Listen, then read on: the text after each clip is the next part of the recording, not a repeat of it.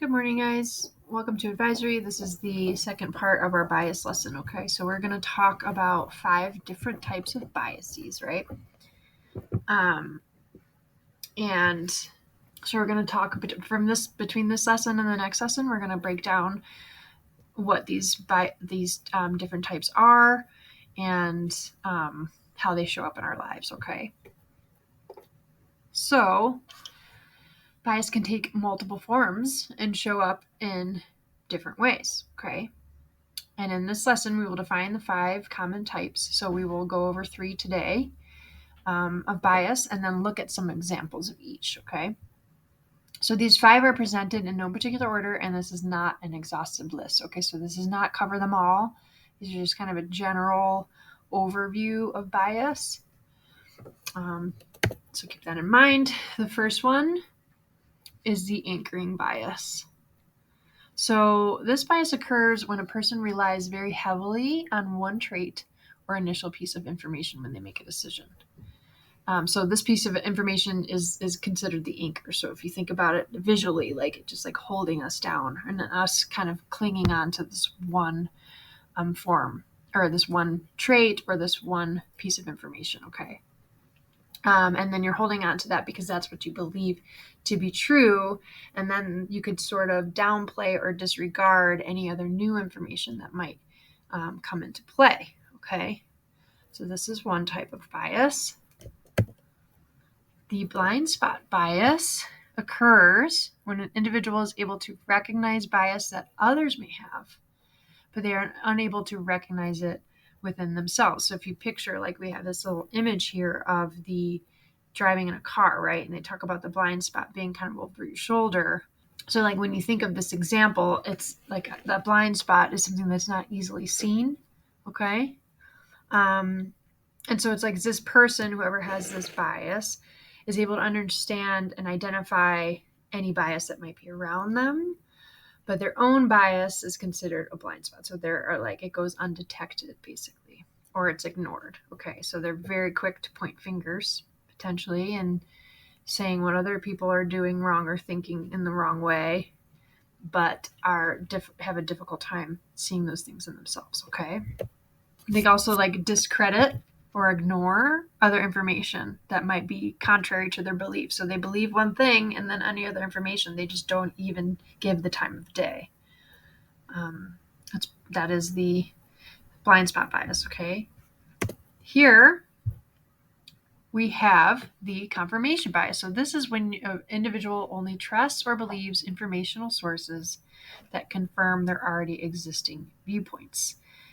This is something that is very rampant now too when you consider the internet, and then like just having information at your fingertips at all the time. Whenever there's a controversial conversation in society that's going on, typically, you find 2 very different sides of the spectrum, and both sides of that spectrum can easily find things that confirm what they want to hear, right? Wherever you land on that spectrum, you can find something on the internet that says this is true, and that's just the reality, right? Some things go unchecked, and people will cling on to that information if it's confirming their already existing viewpoints. Okay, so that is what confirmation bias is. So we have the anchoring, the blind spot, and the confirmation biases. Right, all 3 of those are 3 of the 5. Next week we're going to add 2 more to the list, and then we're going to talk about in detail and give some examples. Okay, so for this reflection, I want you to consider these 3. Okay, take some time to think of an example. Okay, so again, the anchoring bias is when someone relies heavily on one trait or piece of information. The blind spot bias is when you can recognize other people's biases but not your own.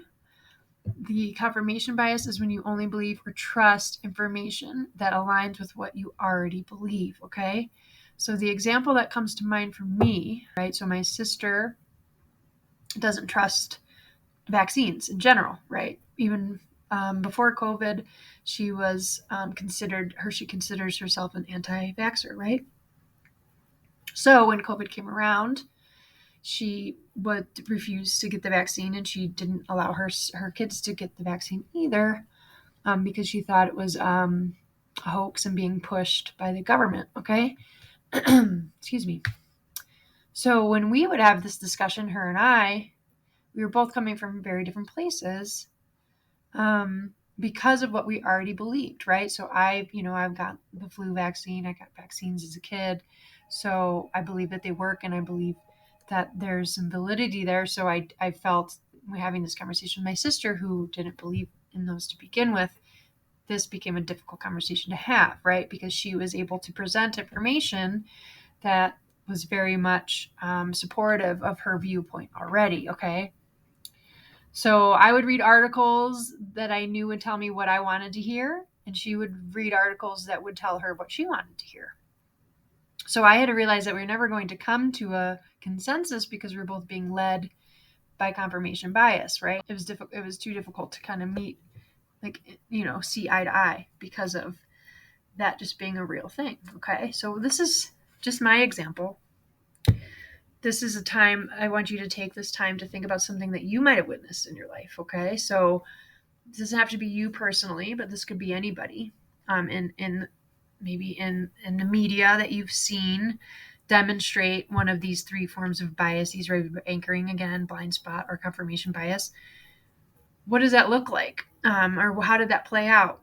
I would love for you to kind of discuss this. If you don't want to discuss it, just maybe write it in your journal. It's up to you. Okay, so just take some time, talk about this. All right, and thanks a lot. We'll see you next time.